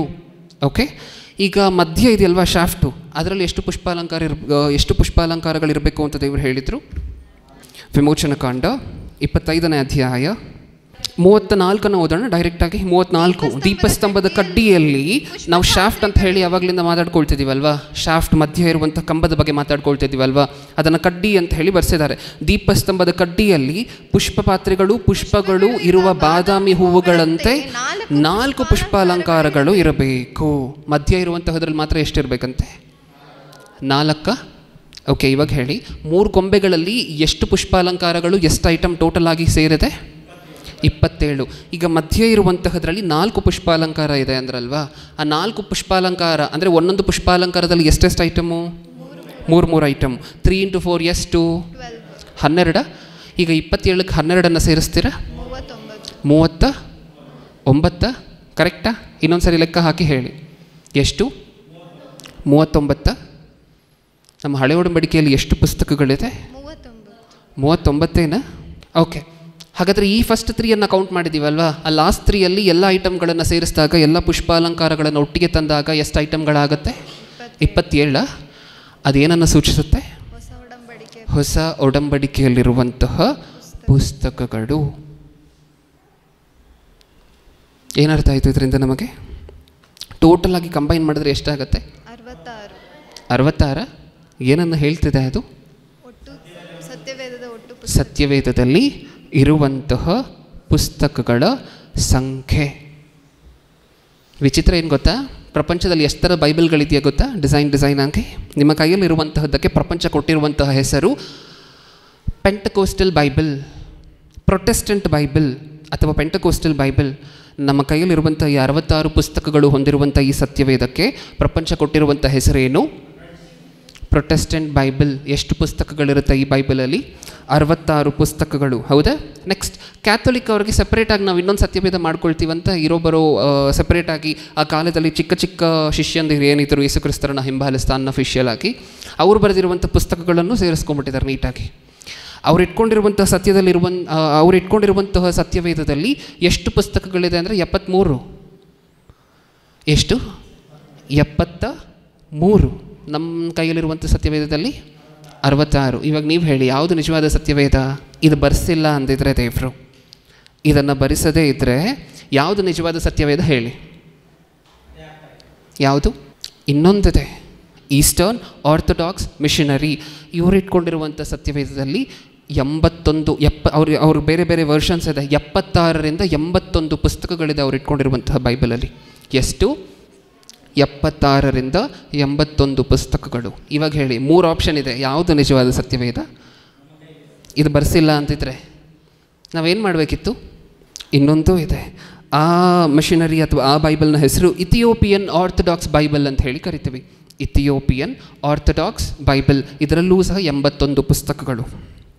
ಒಂದು ವೇಳೆ ಈ ದೀಪಸ್ತಂಭವನ್ನು ಇಟ್ಟಿಲ್ಲ ಅಂತ ಅಂದ್ಕೊಂಡಿದ್ದೆ ಇವರು, ಏನು ಮಾಡಬೇಕಿತ್ತು ನಾವು? 4-5 ಥರ ಬೈಬಲ್ಗಳಿದೆ. ಒಂದು Protestant Bible, Catholic Bible, Eastern Orthodox missionary ಹೊಂದಿರುವಂಥ ಇವ್ರು ಯೂಸ್ ಮಾಡುವಂತಹ ಬೈಬಲ್ ಒಂದಾದರೆ, ಇನ್ನೊಂದು ಇಥಿಯೋಪಿಯನ್ ಆರ್ಥೋಡಾಕ್ಸ್ ಬೈಬಲ್. 4 ವರ್ಷನನ್ನು ಇವಾಗ ನೋಡಿದ್ದೀವಿ. ಇನ್ನೂ ಸಾಕಷ್ಟು ವರ್ಷಗಳಿದೆ ಪ್ರಪಂಚದಲ್ಲಿ. ಬೇರೆ ಬೇರೆ ಕೌಂಟ್ಗಳನ್ನು ಕೊಡುವಂಥ ಪುಸ್ತಕಗಳನ್ನು ಸೇರಿಸ್ಕೊಂಡಿದ್ದಾರೆ. ಇಷ್ಟರಲ್ಲಿ ಇದೇ ನಿಜವಾದ ಸತ್ಯವೇದ ಅಂತ ಹೇಳಿ ಸೀಲ್ ಹಾಕುವಂತಹದ್ದು ಯಾವುದು ಗೊತ್ತಾ? ಈ ದೀಪಸ್ತಂಭ. ಇಷ್ಟಕ್ಕೂ ಆ ದೀಪಸ್ತಂಭದ ಮೇಲೆ ಏನು ಬರುತ್ತೆ? ಆ ದೀಪಸ್ತಂಭದ ಮೇಲೆ ಏನು ಬರುತ್ತೆ? ದೀಪ ಇರುತ್ತಾ? ಓಕೆ, ಆ ದೀಪ ಏನು ಕೊಡುತ್ತೆ? ಬೆಳಕು ಕೊಡುತ್ತಾ? ಆ ಬೆಳಕನ್ನು ಸತ್ಯವೇದದಲ್ಲಿ ಯಾವುದಕ್ಕೂ ಸಹ ಹೋಲಿಸಿದ್ದಾರೆ. ಒಂದು ಸಾರಿ ನೋಡೋಣ. ಕೀರ್ತನೆಗಳು 119ನೇ ಕೀರ್ತನೆ 105ನೇ ವಚನ. ನಿನ್ನ ವಾಕ್ಯಗಳು ನನ್ನ ಕಾಲಿಗೆ ದೀಪವು ನನ್ನ ದಾರಿಗೆ ಬೆಳಕು ಆಗಿದೆ. ನಿನ್ನ ವಾಕ್ಯವು ನನ್ನ ಕಾಲಿಗೆ ದೀಪವು ನನ್ನ ದಾರಿಗೆ ಬೆಳಕು ಆಗಿದೆ. ಏನಂತೆ? ಆ ಬೆಳಕು ಏನಕ್ಕೆ ಹೋಲಿಕೆ ಆಗಿದೆ? ಆ ಬೆಳಕು ಏನಕ್ಕೆ ಹೋಲಿಕೆ ಆಗಿದೆ? ವಾಕ್ಯಕ್ಕೆ. ಅದೇನನ್ನು ಸೂಚಿಸ್ತದೆ? ಆ ದೀಪಸ್ತಂಭ ಏನನ್ನು ಸೂಚಿಸ್ತದೆ? ದೇವರ ವಾಕ್ಯವನ್ನು ಸೂಚಿಸ್ತದೆ. ಆ ಬೆಳಕು ವಾಕ್ಯಕ್ಕೆ ಹೋಲಿಕೆ ಆಗಿದ್ದರೆ, ಆ ದೀಪಸ್ತಂಭದಲ್ಲಿ ಬರುವಂತಹ ಆ ಬೆಳಕು, ಆ ಪ್ರತ್ಯಕ್ಷ ಗುಡಾರದಲ್ಲಿ ಮುಂದೆ ಬರುವಂತಹ ಸಂಪೂರ್ಣವಾಗಿರುವಂತಹ ಸತ್ಯವೇದವನ್ನು ಸೂಚಿಸ್ತದೆ. ಇಷ್ಟಕ್ಕೂ ಆ ದೀಪಸ್ತಂಭ ಕಟ್ಟುವಂತಹ ಆ ಏಜಲ್ಲಿ ಸಂಪೂರ್ಣವಾಗಿರುವಂಥ ಸತ್ಯವೇದ ಇತ್ತ? ಇರಲಿಲ್ಲ. ಏನನ್ನು ತೋರಿಸ್ತದೆ ಆ ದೀಪಸ್ತಂಭ? ಮುಂದೆ ಬರುವಂತಹ ಸಂಪೂರ್ಣವಾಗಿರುವಂತಹ ದೇವರ ಮಾತುಗಳನ್ನು ತೋರಿಸ್ತದೆ. ಇವಾಗ ನಾನು ನಿಮಗೊಂದು ಪ್ರಶ್ನೆ ಕೇಳ್ತಿದ್ದೀನಿ, ಹೇಳಿ. ಇಷ್ಟಕ್ಕೂ 6 ಕಂಬಗಳನ್ನು ಮಾತ್ರ ಇಟ್ಟು ದೇವರು ಎಲ್ಲ ಪುಷ್ಪ ಪಾತ್ರೆಗಳನ್ನು ಅದರಲ್ಲೇ ಇಟ್ಬಿಡ್ಬೋದಿತ್ತಲ್ವ? 7 ಏನಕ್ಕೋಸ್ಕರ ಮಾಡಿದ್ರು? 7 ಏನಕ್ಕೋಸ್ಕರ ಮಾಡಿದ್ರು? ಓಕೆ, ಸತ್ಯವೇದಲ್ಲಿರುವಂಥ ಪುಸ್ತಕಗಳನ್ನು ತೋರಿಸ್ತಿದೆ, ಸರಿ. ಆದರೆ 7 ಏನಕ್ಕೋಸ್ಕರ ಮಾಡಿದ್ರು? 7 ಕೊಂಬೆಗಳನ್ನೇ ಇಡಬೇಕು ಅಂತ ಏನಕ್ಕೋಸ್ಕರ ಇಡಿಸಿದ್ರು? 7 ಅನ್ನುವಂತಹ ಸತ್ಯವೇದದಲ್ಲಿ ಏನನ್ನು ಸೂಚಿಸುತ್ತೆ? ಬೈಬಲ್ ನ್ಯೂಮರಾಲಜಿಯಲ್ಲಿ 7 ಅಂತ ಎಲ್ಲೆಲ್ಲಿ ಬರ್ತಿದ್ದಾರೋ ಅದನ್ನೆಲ್ಲ ತೊಗೊಂಡು ಬಂದು ಒಂದು ಕಡೆ ಇಟ್ಟರೆ ನಿಮಗೆ 7 ಸಂಖ್ಯೆ ಏನನ್ನು ಸೂಚಿಸಿದೆ? ಪರಿಪೂರ್ಣವಾಗಿರುವಂತಹದ್ದು, ಸಂಪೂರ್ಣವಾಗಿರುವಂತಹದ್ದು. ದೇವರು ಸೃಷ್ಟಿಯನ್ನೆಲ್ಲ ಮಾಡಿದ 6ನೇ ದಿನದಲ್ಲಾದರೆ ಆ ಸೃಷ್ಟಿ ಮಾಡಿದ ನಂತರ ವಿಶ್ರಾಂತಿ ತಗೊಂಡು ಆ ಕಾರ್ಯಕ್ರಮಕ್ಕೆ ಫುಲ್ ಸ್ಟಾಪ್ ಹಾಕಿದ್ದು, ಕಂಪ್ಲೀಟ್ ಮಾಡಿದ್ದು ಆ ಕಾರ್ಯಕ್ರಮವನ್ನು 7ನೇ ದಿನ. ರೆಸ್ಟು ಸೇರಿನೇ ಅಲ್ವಾ ಕೆಲಸಕ್ಕೆ ಆ್ಯಡ್ ಆಗುವಂತಹದ್ದು, ಕೌಂಟ್ ಸಿಕ್ಕುವಂತಹದ್ದು ನಿಮಗೆ. 7 ಡೇಸ್. ಸೃಷ್ಟಿಯನ್ನು ನೋಡಿದ ತಕ್ಷಣ 7 ಅನ್ನುವಂತಹ ಸಂಖ್ಯೆ ಕಾಣಿಸುತ್ತಾ ನಿಮಗೆ? ಸಬ್ಬತ್ ದಿನವನ್ನು ಯಾವಾಗ ಆಚರಣೆ ಮಾಡಬೇಕು ಅಂತ ಹೇಳಿದರು? 7ನೇ ದಿನ. ಎರಿಕೋ ಪಟ್ಟಣಕ್ಕೆ ಇಸ್ರಾಯೇಲ್ಯರು ಹೋಗಿ ಎಷ್ಟು ಸುತ್ತು ಸುತ್ತಬೇಕು ಅಂತಿದ್ರು? 7 ಸುತ್ತು. ಆ ಯಜ್ಞವೇದಿಯ ಮೇಲೆ ರಕ್ತವನ್ನು ಎಷ್ಟು ಸರಿ ಚುಮುಕಿಸ್ಬೇಕು? ಯಾಜಕಕಾಂಡ 4ನೇ ಅಧ್ಯಾಯ 6ನೇ ವಚನ. ಅದರಲ್ಲಿ ಬೆರಳನ್ನು ಅದ್ದಿ ಮಹಾಪವಿತ್ರ ಸ್ಥಾನದ ಮುಂದಣ ತೆರೆಯ ಎದುರಾಗಿ ಯೆಹೋವನ ಸನ್ನಿಧಿಯಲ್ಲಿ 7 ಸಾರಿ ಚಿಮುಕಿಸಬೇಕು. ಅದರಲ್ಲಿ ಬೆರಳನ್ನು ಅದ್ದಿ ಮಹಾಪವಿತ್ರ ಸ್ಥಾನದ ಮುಂದಣ ತೆರೆಯ ಎದುರಾಗಿ ಯೆಹೋವನ ಸನ್ನಿಧಿಯಲ್ಲಿ 7 ಸಾರಿ ಚುಮುಕಿಸಬೇಕು. ಸತ್ಯವೇದದಲ್ಲಿ 7 ಅನ್ನುವಂತಹ ನಂಬರನ್ನು ನೀವು ಹುಡುಕ್ತಾ ಹೋಗ್ತಿದ್ರೆ ನಿಮಗೆ ಸಿಗ್ತಾನೆ ಇರುತ್ತೆ. ಮುದ್ರೆಗಳು ಎಷ್ಟು? ಪ್ರಕಟಣೆ ಗ್ರಂಥದಲ್ಲಿ ಮುದ್ರೆಗಳ ಸಂಖ್ಯೆ ಎಷ್ಟು? 7. ಇನ್ನೊಂದನ್ನು ನೋಡೋಣ. ಕೀರ್ತನೆಗಳು 12ನೇ ಅಧ್ಯಾಯ 6ನೇ ವಚನ. ಯೆಹೋವನ ಮಾತುಗಳು ಯಥಾರ್ಥವಾದವುಗಳೇ, 7 ಸಾರಿ ಪುಟಕ್ಕೆ ಹಾಕಿದ ಚೊಕ್ಕ ಬೆಳ್ಳಿಯೋಪಾದಿಯಲ್ಲಿವೆ. ಅವು 7 ಸಾರಿ ಪುಟಕ್ಕೆ ಹಾಕಿದ ಚೊಕ್ಕ ಬೆಳ್ಳಿಯೋಪಾದಿಯಲ್ಲಿವೆ. 7 ಸಾರಿ ಪರಿಪೂರ್ಣ ಶುದ್ಧತೆ ಬರಬೇಕು ಅಂದರೆ ಒಂದು ಮೆಟಲ್ಗೆ 7 ಸಾರಿ ಪುಟಕ್ಕೆ ಹಾಕಬೇಕಾ? 7 ಅನ್ನುವಂತಹದ್ದು ಏನನ್ನು ತೋರಿಸ್ತಿದೆ ಸತ್ಯವೇದದಲ್ಲಿ? ಪರಿಪೂರ್ಣತೆ. ಪರಿಪೂರ್ಣವಾದಂತಹ ಸಮಸ್ತವಾಗಿರುವಂತಹ ಪುಸ್ತಕಗಳನ್ನು ಒಳಗೊಂಡಿರುವಂತಹ ಈ ಲೋಕಕ್ಕೆ ಬೆಳಕನ್ನು ಕೊಡುವಂತಹ ಸ್ತಂಭ ನಿಮ್ಮ ಕೈಯಲ್ಲಿರುವಂತಹ ಸತ್ಯವೇದ. ಹೌದಾ? ಈಗ ನೆಕ್ಸ್ಟ್ ಕ್ವೆಶ್ಚನ್. ಅರ್ಥ ಆಗಿತ್ತು? ಚೆನ್ನಾಗಿ ಅರ್ಥ ಆಗಿದೆಯಾ? ಅದು ಚೆನ್ನಾಗಿ ಅರ್ಥ ಆಗಿದ್ರೆ ನಾನೊಂದು ಪ್ರಶ್ನೆ ಕೇಳ್ತೀನಿ, ಉತ್ತರ ಕೊಡಿ. ಇಷ್ಟಕ್ಕೂ ದೀಪಸ್ತಂಭದಲ್ಲಿ ಎಣ್ಣೆ ಹಾಕಬೇಕಲ್ವ ಬ್ರದರ್? ಆ ಎಣ್ಣೆ ಏನಕ್ಕೆ ಹೋಲಿಕೆ ಆಗಿದೆ ಹೇಳಿ? ದೀಪಸ್ತಂಭದಲ್ಲಿ ಮೇಲೆ ಎಣ್ಣೆ ಹಾಕಬೇಕಾ? ಎಣ್ಣೆ ಹಾಕಬೇಕು ಅಂತ ದೇವರೇ ಬರ್ಸಿದ್ದಾರೆ. ಇಷ್ಟಕ್ಕೂ ಆ ಎಣ್ಣೆ ಏನಕ್ಕೋಸ್ಕರ ಹೋಲಿಕೆ ಆಗಿದೆ? ಒಂದ್ಸರಿ ನೋಡೋಣ. ಎಣ್ಣೆ ಹಾಕಬೇಕು ಅಂತ ಹೇಳಿ ದೇವರು ಕೊಟ್ಟಿರುವಂತಹದ್ದು ಸ್ಪಷ್ಟವಾಗಿ. ವಿಮೋಚನಕಾಂಡ 27ನೇ ಅಧ್ಯಾಯ 20ನೇ ವಚನ. ದೀಪವು ಯಾವಾಗಲೂ ಉರಿಯುವಂತೆ ಇಸ್ರಾಯೇಲ್ಯರು ಎಣ್ಣೆ ಮರದ ಕಾಯಿಗಳನ್ನು ಕುಟ್ಟಿ ನಿರ್ಮಲವಾದ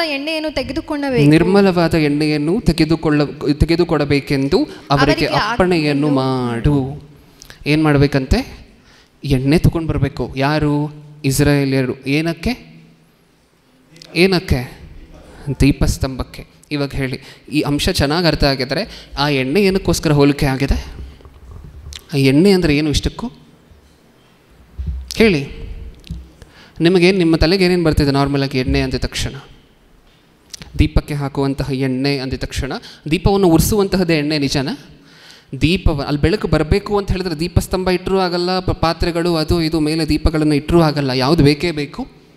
ಎಣ್ಣೆ ಬೇಕೇ ಬೇಕು. ಆ ದೀಪವನ್ನು ಉರಿಸುವಂತಹದ್ದು ಎಣ್ಣೆ ಅಂದರೆ ಏನು? ಹಳೆ ಒಡಂಬಡಿಕೆಯಲ್ಲಿ ಒಬ್ಬ ಮನುಷ್ಯನನ್ನು, ದೇವರು ಆಯ್ಕೆ ಮಾಡಿರುವಂತಹ ಮನುಷ್ಯನನ್ನು ಅಭಿಷೇಕಿಸಬೇಕಾದ್ರೆ ಎಣ್ಣೆಯನ್ನು ಯೂಸ್ ಮಾಡ್ತಿದ್ರು. ಕೇಳಿದ್ದೀವ?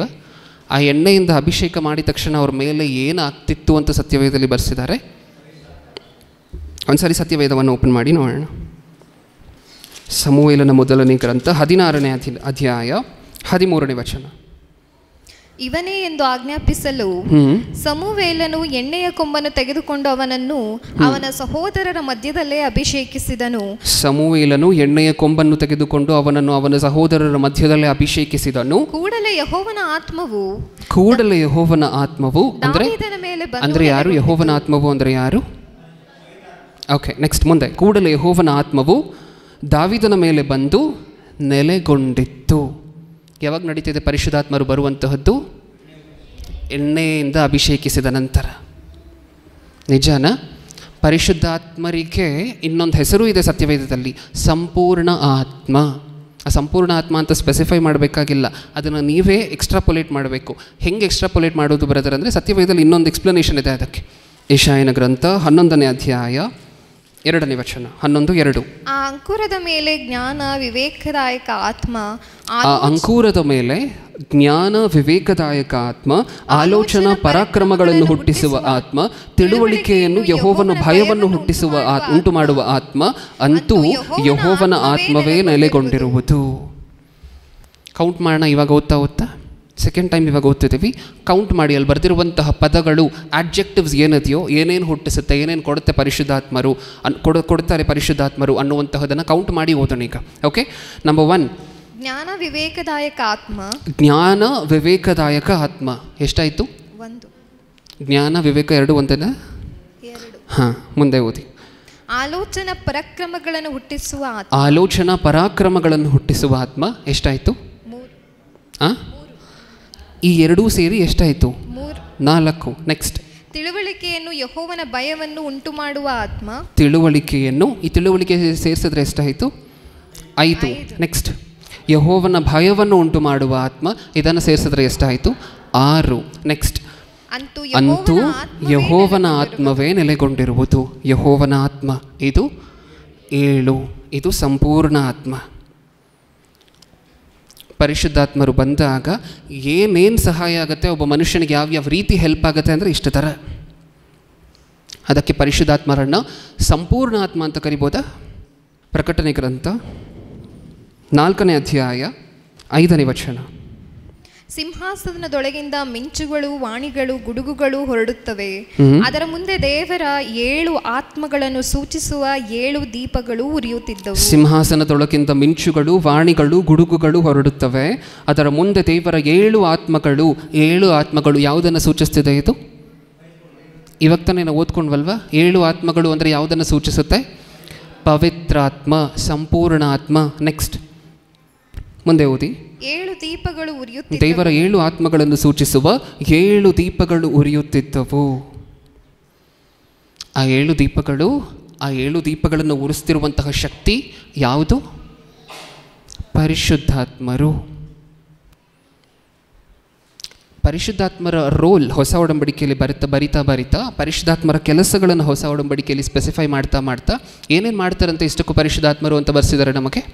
ಆ ಎಣ್ಣೆ, ಆ ದೀಪವನ್ನು ಎಷ್ಟು ಚೆನ್ನಾಗಿ ಉರಿಸುತ್ತೋ, ದೀಪ ಆರಿ ಹೋಗೋದಂತ ಎಷ್ಟು ಚೆನ್ನಾಗಿ ಉರಿಸುತ್ತೋ. ದೀಪ ಆರಿ ಹೋಗಬಾರ್ದು ಅಂದರೆ ಏನು ಇರಲೇಬೇಕು? ಎಣ್ಣೆ ಇರಲೇಬೇಕಲ್ವ?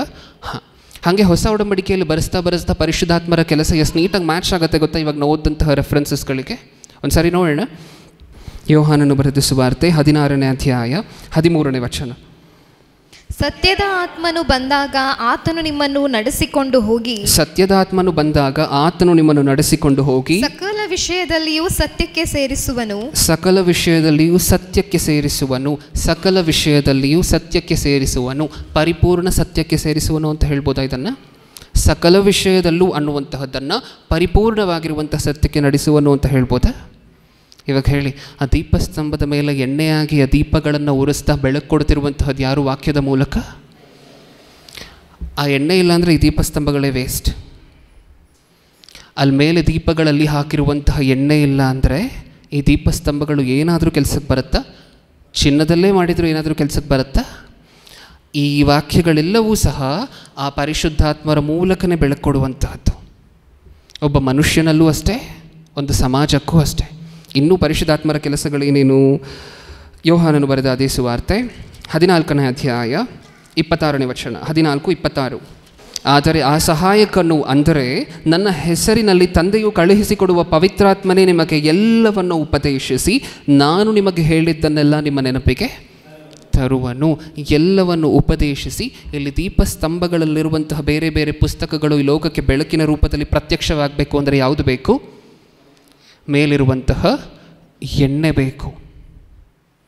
ಈ ದೀಪಸ್ತಂಭಗಳಿದ್ದರೂ ಈ ದೀಪಸ್ತಂಭಗಳು ಲೋಕಕ್ಕೆ ಬೆಳಕು ಕೊಡಬೇಕಂದ್ರೆ ಆ ಎಣ್ಣೆ ಬೇಕಲ್ವ? ವಾಕ್ಯ ಇದ್ದರೂ ಸತ್ಯವೇದದಲ್ಲಿ ಆ ವಾಕ್ಯ ನಮಗೆ ಅರ್ಥ ಆಗಬೇಕಾದ್ರೆ ಯಾರ ಸಹಾಯ ಬೇಕು? ಇಲ್ಲ, ಅದನ್ನೇ ಅಲ್ವ ಬರ್ಸಿರುವಂತಹ. ಇನ್ನೊಂದು ಸಾರಿ ಓದೋಣ. ಆ ಸಹಾಯಕನು, ಅಂದರೆ ನನ್ನ ಹೆಸರಿನಲ್ಲಿ ತಂದೆಯು ಕಳುಹಿಸಿಕೊಡುವ ಪವಿತ್ರಾತ್ಮನೇ ನಿಮಗೆ ಎಲ್ಲವನ್ನು ಉಪದೇಶಿಸಿ ನೀವು ಸತ್ಯವೇದ ಓದ್ತಿದ್ದೀರ, ನಿಮಗೆ ಅರ್ಥ ಆಗ್ತಿದೆ. ನೀವು ಸತ್ಯವೇದ ಓದಿದಾಗ ನಿಮಗೆ ಅರ್ಥ ಆಗ್ತಿದೆ ಅಂದರೆ ಅಲ್ಲಿ ಯಾರೂ ಬೋಧನೆ ಮಾಡಿಲ್ಲ ಅನ್ನುವಂತಹದ್ದೆಲ್ಲ ಪ್ರಶ್ನೆ. ನಿಮಗೊಬ್ಬರು ಬೋಧಕರು ಇನ್ಹರೆಂಟಾಗಿದ್ದಾರೆ. ಯಾರು? ಪವಿತ್ರಾತ್ಮರು. ಅಲ್ಲಿ ಪುಸ್ತಕದಲ್ಲಿ ಬೈಬಲಲ್ಲಿ ಇರುವಂತಹ ಆ ಅಕ್ಷರಗಳು ನಿಮ್ಮ ತಲೆಗೆ ಹೋಗಬೇಕು ಅಂದರೆ ಪವಿತ್ರಾತ್ಮರ ಸಹಾಯ ಬೇಕಂತೆ. ಹೌದಾ? ಇವಾಗ ಹೇಳಿ, ದೀಪಸ್ತಂಭ ಏನನ್ನು ಸೂಚಿಸುತ್ತೆ? ಪರಿಪೂರ್ಣವಾಗಿರುವಂತಹ ಸತ್ಯವನ್ನು ಚಿನ್ನದ ಧೂಪಸ್ತಂಭ ಸೂಚಿಸಿದ್ರೆ, ಮೇಲಿರುವಂತಹ ಎಣ್ಣೆ ಪವಿತ್ರಾತ್ಮರ ಸಹಾಯದಿಂದ ಹೇಗೆ ಆ ದೀಪಸ್ತಂಭದಿಂದ ಬೆಳಕು ಈ ಲೋಕವನ್ನು ಪ್ರಕಾಶಿಸ್ತದೆ, ಇದನ್ನು ಸೂಚಿಸುತ್ತೆ ಈ ದೀಪಸ್ತಂಭ. ಎಕ್ಸ್ಕ್ಯೂಸ್ ಮೀ, ದೀಪಸ್ತಂಭ ಇಷ್ಟನ್ನು ಮಾತ್ರ ಸೂಚಿಸೋದಿಲ್ಲ. ಇವಾಗ ನಾವು ಮಾತಾಡ್ಕೊಂಡ್ವಲ್ವ, ಇಷ್ಟನ್ನು ಮಾತ್ರ ಸೂಚಿಸೋದಿಲ್ಲ ದೀಪಸ್ತಂಭ. ಇಷ್ಟನ್ನು ಮಾತ್ರ ಅಂದರೆ ಇದು ಒಂದು ಪಾರ್ಟ್ ಅಷ್ಟೇ. ನಾವು ಇವಾಗವರೆಗೂ ಆಲೋಚನೆ ಮಾಡಿರುವಂತಹದ್ದು ದೀಪಸ್ತಂಭ ಸೂಚಿಸುವಂತಹದ್ರಲ್ಲಿ ಒಂದು ಪಾರ್ಟ್. ಕೆಲವೊಂದು ಸಾರಿ ನಿಮಗೂ ಆ ಗುಣ ಇರುತ್ತೆ. ಏನು? ಒಂದೇ ಎಕ್ಸಾಂಪಲ್ ಕೊಡ್ತಿರ್ತೀರ, ಅದರ ಎರಡು ವಿಚಾರವನ್ನು ಹೇಳಲಿಕ್ಕೆ ಪ್ರಯತ್ನ ಪಡ್ತಿರ್ತೀರ. ಅದರಿಂದ ಮಾಡ್ತೀರಾ ಈ ಕೆಲಸವನ್ನು? ನೀವು ಕೊಡ್ತಿರುವಂಥ ಎಕ್ಸಾಂಪಲ್ ಒಂದೇ, ಆ ಒಂದು ಎಕ್ಸಾಂಪಲಿಂದ ಎರಡು ಪಾಠವನ್ನು ಹೇಳಬೇಕು ಅಂತ ಹೇಳಿ ಅಂದ್ಕೊಂಡಿರ್ತೀರ. ನೀವು ಅಂದ್ಕೊಂಡಿದ್ದೀರಾ ಯಾವಾಗಲಾದರೂ? ನಮಗಷ್ಟು ತಲೆ ಇಲ್ಲದೆ ಹೋದರೂ, ನಮಗಷ್ಟು ಬುದ್ಧಿವಂತಿಕೆ ಇಲ್ಲದೆ ಹೋದರೂ ದೇವರಿಗಿದೆ. ಇದನ್ನು ಡ್ಯುವೆಲ್ ಇಲಸ್ಟ್ರೇಷನ್ ಅಂತ ಹೇಳಿ ಕರಿತೀವಿ. ಡ್ಯುವೆಲ್ ಇಲಸ್ಟ್ರೇಷನ್ ಅಂದರೆ ಒಂದು ವಿಚಾರದ ಬಗ್ಗೆ ಹೇಳ್ತಾ ಎರಡನ್ನು ತೋರಿಸುವಂತಹದ್ದು. ದೀಪಸ್ತಂಭ ಪ್ರಪ್ರಥಮವಾಗಿ ಏನನ್ನು ತೋರಿಸುತ್ತೆ? ಇವಾಗ ನಾವು ನೋಡಿದಂತಹದ್ದು ಪರಿಪೂರ್ಣವಾಗಿರುವಂತಹ ಸತ್ಯ ಪರಿಶುದ್ಧಾತ್ಮರ ಮೂಲಕ ಈ ಲೋಕವನ್ನು ಹೇಗೆ ಬೆಳಗ್ತಿದೆ ಇದನ್ನು ತೋರಿಸಿದ್ರೆ ಒಂದು ಕಡೆ, ಇನ್ನೊಂದಕ್ಕೂ ಹೋಲಿಕೆ ಆಗಿದೆ ಈ ದೀಪಸ್ತಂಭ. ಪ್ರಕಟಣೆ ಗ್ರಂಥ 1ನೇ ಅಧ್ಯಾಯ 20ನೇ ವಚನವನ್ನು ಓದೋಣ. ಪ್ರಕಟಣೆ ಗ್ರಂಥ 1ನೇ ಅಧ್ಯಾಯ 20ನೇ ವಚನ. ನನ್ನ ಬಲಗೈಯಲ್ಲಿ ನೀನು ಕಂಡ 7 ನಕ್ಷತ್ರಗಳು ಮತ್ತು 7 ಚಿನ್ನದ ದೀಪಸ್ತಂಭಗಳ ಗುಣಾರ್ಥವನ್ನು ವಿವರಿಸುತ್ತೇನೆ. ನನ್ನ ಬಲಗೈಯಲ್ಲಿ ನೀನು ಕಂಡ 7 ನಕ್ಷತ್ರಗಳು ಮತ್ತು 7 ಚಿನ್ನದ ದೀಪಸ್ತಂಭಗಳ ಗೂಢಾರ್ಥವನ್ನು ವಿವರಿಸುತ್ತೇನೆ. ಆ 7 ನಕ್ಷತ್ರಗಳು ಅಂದರೆ ಆ 7 ಸಭೆಗಳ ದೂತರು. ಆ 7 ನಕ್ಷತ್ರಗಳು ಅಂದರೆ ಆ 7 ಸಭೆಗಳ ದೂತರು. ಇಲ್ಲಿಂದ ಗಮನ ಕೊಟ್ಟು ಕೇಳಿಸ್ಕೊಳ್ಳಿ. ಆ 7 ದೀಪಸ್ತಂಭಗಳು ಅಂದರೆ ಆ 7 ಸಭೆಗಳು. ಆ 7 ದೀಪಸ್ತಂಭಗಳು ಇನ್ನೂ ಏನನ್ನು ಸೂಚಿಸ್ತದೆ? 7 ಸಭೆಗಳು. ಈ 7 ಸಭೆಗಳು ಯಾವ ಸಭೆಗಳು? ಈ 7 ಸಭೆಗಳು ಯಾವ ಸಭೆಗಳು? ಇಲ್ಲಿ ಕೆಳಗಡೆ ಹೆಸರು ಬರೆಸಿದಾರಲ್ವ ಈ ಸಭೆಗಳ 2ನೇ ಅಧ್ಯಾಯದಲ್ಲಿ ಹೆಸರು ಬರೆಸ್ಕೊಂಡು ಹೋಗಿದ್ದಾರೆ. ಎಫೆಸದಲ್ಲಿರುವಂಥ 7 ಸಭೆಗಳ ದೂತರಿಗೆ ಹೆಸರು ಬರೆ ಅಂತ. ಆ ಸಭೆಗಳ ಯೇಸು ಕ್ರಿಸ್ತರು ಸಂಘವನ್ನು ಶುರು ಮಾಡಿದಂದಿನಿಂದ ಹಿಡಿದು ಎಲ್ಲ ಕಾಲದಲ್ಲೂ, ಎಲ್ಲ ಪ್ರಾಂತ್ಯದಲ್ಲೂ, ಎಲ್ಲ ಜಾಗದಲ್ಲೂ ಇರುವಂಥ ಅಷ್ಟೂ ಜನರನ್ನು ಸೇರಿಸಿದಾಗ ಆ ಸಭೆ ಏನು ಏರ್ಪಡುತ್ತಲ್ವ, ಪರಿಪೂರ್ಣವಾಗಿರುವಂಥ ಸಭೆ. 7 ಅಂದರೆ ಏನು ಅಂತ ಮಾತಾಡ್ಕೊಂಡಿದ್ದು ಇವಾಗವರೆಗೂ? ಪರಿಪೂರ್ಣವಾಗಿ ಆವಾಗಲಿಂದ ಹಿಡಿದು ಯೇಸು ಕ್ರಿಸ್ತರ 2ನೇ ಬರೋಣದವರೆಗೂ ಯಾರು ರಕ್ಷಣೆ ಮಾರ್ಗದಲ್ಲಿ ಬಂದು ಸಭೆ ಅನ್ನುವಂತಹದ್ರಲ್ಲಿ ಸೇರಿಸಲ್ಪಡ್ತಾರೋ ಆ ಸಭೆಯಲ್ಲಿರುವಂತಹ ಜನರೆಲ್ಲರೂ ಸಹ ಯಾವುದಕ್ಕೆ ಹೋಲಿಕೆ ಆಗಿದ್ದಾರೆ? ಯಾವುದಕ್ಕೆ ಹೋಲಿಕೆ ಆಗಿದ್ದಾರೆ? ಇವಾಗ ಹೇಳಿದ್ರಲ್ವ, ಆ 7 ಸಭೆಗಳು ಅಂದರೆ ಯಾವುದಕ್ಕೆ ಹೋಲಿಸಲ್ಪಟ್ಟಿದೆ? 7 ಕಂಬಗಳಿಗೆ ಹೋಲಿಸಲ್ಪಟ್ಟಿದ್ದಾರೆ. ನಿಜನ? ಆ 7 ದೀಪಸ್ತಂಭಗಳು ಅಂದರೆ ಆ 7 ಸಭೆಗಳು. ಅರ್ಥ ಆಯಿತಾ ನಮಗೆ? ಇಷ್ಟಕ್ಕೂ ಬ್ರದರ್ ಸಭೆನೇನಕ್ಕೋಸ್ಕರ ದೀಪಸ್ತಂಭದ ಹತ್ರ ಹೋಲಿಸಿದ್ರು? ಸಭೆಯನ್ನು, ಭೂಮಿಯ ಮೇಲಿರುವಂಥ ಕ್ರಿಸ್ತನ ಸಭೆ ಅಂದರೆ ಈಗಾಗಲೇ ನಾವು ಸಾಕಷ್ಟು ಸರಿ ಮಾತಾಡ್ಕೊಂಡಿದ್ದೀವಲ್ವ, ಬಿಲ್ಡಿಂಗ್ಗಳಲ್ಲ, ಯಾವುದೂ ಸಹ ಅಲ್ಲ. ಬೇರೆ ಬೇರೆ ಪ್ರಾಂತ್ಯದಲ್ಲಿ ಎಲ್ಲೋ ಒಬ್ಬರಿಗೆ ಕ್ರಿಸ್ತನ ಮೇಲೆ ನಿಜವಾದ ವಿಶ್ವಾಸ ಇದೆ ಅಂತ ಅಂದ್ಕೊಳ್ಳಿ.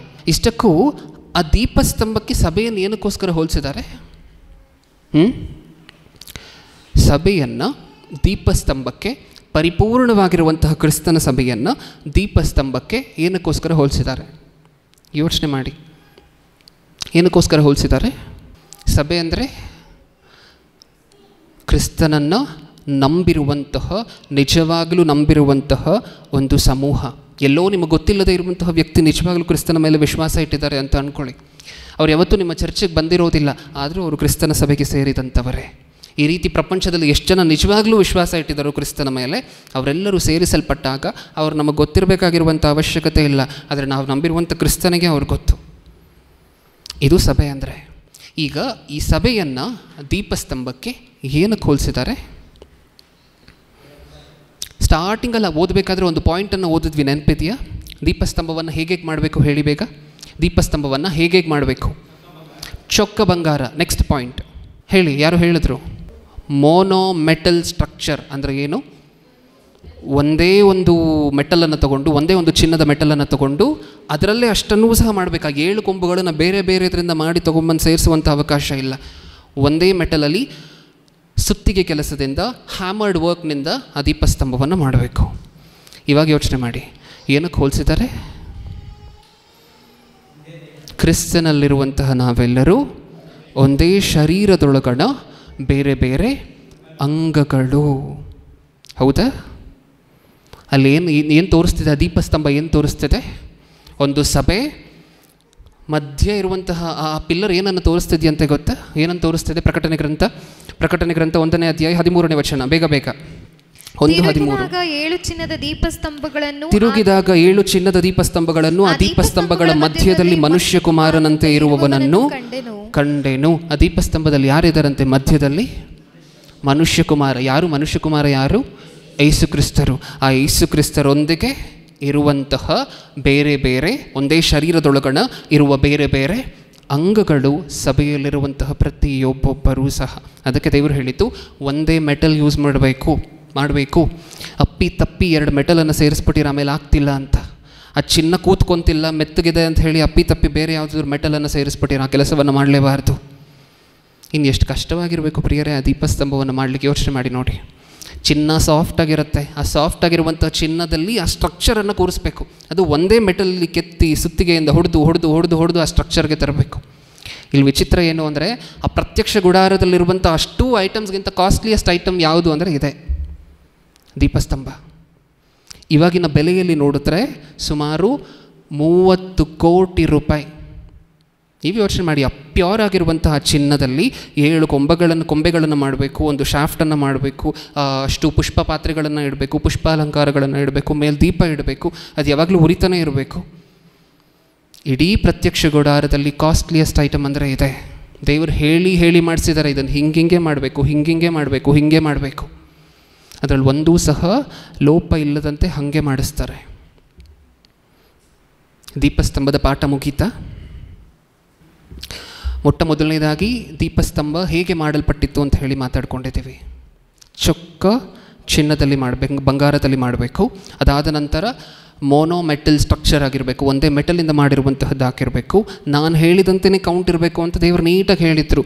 6 ಕೊಂಬೆಗಳಿರಬೇಕು. 6 ಕೊಂಬೆಗಳಲ್ಲಿ ಒಂದೊಂದು ಕೊಂಬೆಗಳಿಗೆ 3 ಪುಷ್ಪಾಲಂಕಾರ ಇರಬೇಕು. ಒಂದೊಂದು ಪುಷ್ಪಾಲಂಕಾರದಲ್ಲಿ 3 ಮಟೀರಿಯಲ್ ಇರಬೇಕು, 3 ಬೇರೆ ಬೇರೆ ವಸ್ತುಗಳಿರಬೇಕು.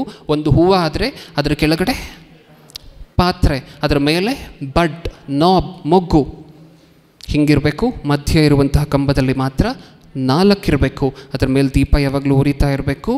ಅದರಲ್ಲಿ ಎಣ್ಣೆಯನ್ನು ನೀವು ಹಾಕಬೇಕು. ಅಷ್ಟು ಗೊತ್ತಾಯ್ತು ನಮಗೆ. ಇಲ್ಲಿ ದೇವರು ಒಂದನ್ನು ಹೇಳ್ತಾ ಇನ್ನೊಂದನ್ನು ವಿವರಿಸ್ಲಿಕ್ಕೆ ಪ್ರಯತ್ನ ಪಡ್ತಿದ್ದಾರೆ ಅಂತಲೂ ಗೊತ್ತಾಯ್ತಾ? ಅದನ್ನು ಏನಂತ ಕರಿತೀವಿ ಅಂತ ಹೇಳಿ ಮಾತಾಡ್ಕೊಂಡಿದ್ದೀವಿ? Dual illustration. ಈ ವರ್ಡನ್ನು ನೆನ್ಪಿಟ್ಕೊಳ್ಳಿ. ಬೈಬಲ್ ಥಿಯಾಲಜಿಕಲ್ ಸ್ಟಡೀಸಲ್ಲಿ ಈ ವರ್ಡ್ ನಮಗೆ ತುಂಬ ಅವಶ್ಯಕತೆಗೆ ಬರುತ್ತೆ ಮುಂದೆ ಹೋಗ್ತಾ. Dual illustration. ಒಂದನ್ನು ತೋರಿಸ್ತಾ ಇನ್ನೊಂದನ್ನು ಹಾಗೆ ವಿವರಣೆ ಮಾಡುವಂತಹ ಕ್ರಮ ಅದು. ಅರ್ಥ ಆಯಿತಾ? ಇದಿಷ್ಟೂ ಸಹ ದೀಪಸ್ತಂಭದ ವಿವರಣೆ. ಮುಂದಿನ ವಾರ ರೊಟ್ಟಿ ಇಡುವಂತಹ ಮೇಜು ಅಥವಾ ಧೂಪಸ್ತಂಭ ಏನಿತ್ತಲ್ವ, ಧೂಪವನ್ನು ಅರ್ಪಿಸುವಂತಹ ಆ ಸ್ತಂಭ, ಅದ್ರ ಬಗ್ಗೆ ಮಾತಾಡಿಕೊಂಡು ನೋಡೋಣ ದೇವರು ಏನು ಹೇಳಲಿಕ್ಕೆ ಪ್ರಯತ್ನ ಪಡ್ತಿದ್ದಾರೆ ಅಂತ. ಕಣ್ಮುಚ್ಚಿ ಪ್ರಾರ್ಥನೆ ಮಾಡಿ ಮುಗಿಸ್ಕೊಳ್ಳೋಣ. ಪ್ರೀತಿಯುಳ್ಳ ಪರಲೋಕದಲ್ಲಿರುವ ನಮ್ಮ ತಂದೆಯೇ, ಕಳೆದ ವಾರದಿಂದ ನಿಮ್ಮ ಅನಾದಿ ಸಂಕಲ್ಪ ನಮ್ಮ ಮೇಲೆ ಏನು ಅಂತ ಹೇಳಿ ಮಾತಾಡ್ಕೊಂಡು ಬರ್ತಿದ್ದೀವಿ ಅಪ್ಪ. ಆ ಯಜ್ಞವೇದಿ ಏನನ್ನು ಹೇಳುತ್ತೆ ಅಂತ ಹೇಳಿ ನೋಡಿದಾಗ ನಿಜವಾಗ್ಲೂ ಆಶ್ಚರ್ಯ. ಆ ಗಂಗಾಳ ಏನನ್ನು ಹೇಳುತ್ತೆ ಅಂದರೆ ನಿಜವಾಗ್ಲೂ ಆಶ್ಚರ್ಯ. ಈಗ ಈ ಪರಿಶುದ್ಧ ಸ್ಥಳದಲ್ಲಿರುವಂತಹ ಈ ದೀಪಸ್ತಂಭ ಏನನ್ನು ಹೇಳುತ್ತೆ ತಂದೆ, ಸಾಕಷ್ಟನ್ನು ವಿವರಿಸ್ಲಿಕ್ಕೆ ಪ್ರಯತ್ನ ಪಟ್ಟಿದ್ದೀರಾ ನಿಮ್ಮ ಮಕ್ಕಳಿಗೆ. ಸಾಕಷ್ಟು ಕ್ಲೂಗಳನ್ನು ಕೊಟ್ಟಿದ್ದೀರಾ ಹಳೆಯ ಒಡಂಬಡಿಕೆಯಲ್ಲಿ ನಿಮ್ಮ ಮಕ್ಕಳಿಗೆ. ಮುಂದೆ ನಡಿಬೇಕಾಗಿರುವಂತಹ ನಿಜ ಸ್ವರೂಪವಾಗಿರುವಂತಹದಕ್ಕೆ ಛಾಯೆಯನ್ನು ಸಾಕಷ್ಟು ಸಾರಿ ನೀವು ತೋರಿಸಿದ್ದೀರಾ. ನೀವು ತೋರಿಸಿದ್ರೂ ಭೂಮಿಯ ಮೇಲೆ ಅದನ್ನು ಅರ್ಥ ಮಾಡ್ಕೊಳ್ಳದೆ ಇವಾಗಲೂ ನಾವು ಯಹೂದ್ಯರು, ನಾವು ಇನ್ನೊಂದು ಗೋತ್ರದವರು ಅಂತ ಅಂದ್ಕೊಂಡು ಪ್ರಪಂಚದಲ್ಲಿ ಸಾಕಷ್ಟು ಜನ ಮೋಸ ಹೋಗ್ತಿದ್ದಾರೆ ತಂದೆ. ನಮಗಾದರೂ ನೀವು ಕೊಟ್ಟಿರುವಂತಹ ಭಾಗ್ಯ, ನೀವು ಕೊಟ್ಟಿರುವಂತಹ ಕೃಪೆಯ ನಿಮಿತ್ತ ಶಾಶ್ವತವಾಗಿ ನಿಮಗೆ ಚಿರಋಣಿಗಳಾಗಿತ್ತು. ಈ ವಿಚಾರಗಳನ್ನು, ಈ ವಿಚಾರದ ಹಿಂದೆ ಇರುವಂತಹ ಭಾವಾರ್ಥವನ್ನು ಪ್ರಪಂಚಕ್ಕೆ ಮುಟ್ಟಿಸ್ಲಿಕ್ಕೆ ಪ್ರಯತ್ನ ಪಡ್ತೀವಿ ಅನ್ನುವಂತಹ ಭರವಸೆ ಕೊಡ್ತಾ, ಎರಡನೇ ಸಂದೇಶವನ್ನು ಹೇಳಬೇಕಾದ್ರೆ ನಿಮ್ಮ ಮಗನ ಜೊತೆ ನೀವಿದ್ದು ಅದನ್ನು ಕೇಳುವಂತಹ ನಮ್ಮಲ್ಲಿ ಅದನ್ನು ಅಂಗೀಕರಿಸಲಿಕ್ಕೆ ಬೇಕಾಗಿರುವಂತಹ ವಿವೇಕವನ್ನು, ಸಾತ್ವಿಕತೆಯನ್ನು ದಯಪಾಲಿಸಿ. ನನ್ನ ಪ್ರಾರ್ಥನೆ ಯೇಸು ಕ್ರಿಸ್ತರ ನಾಮದಲ್ಲಿ ಸಮರ್ಪಿಸಿ ಬೇಡಿಕೊಳ್ಳುತ್ತಿದ್ದೇನೆ ಪರಲೋಕದಲ್ಲಿರುವ ನಮ್ಮ ತಂದೆಗೆ. ಆಮೆನ್.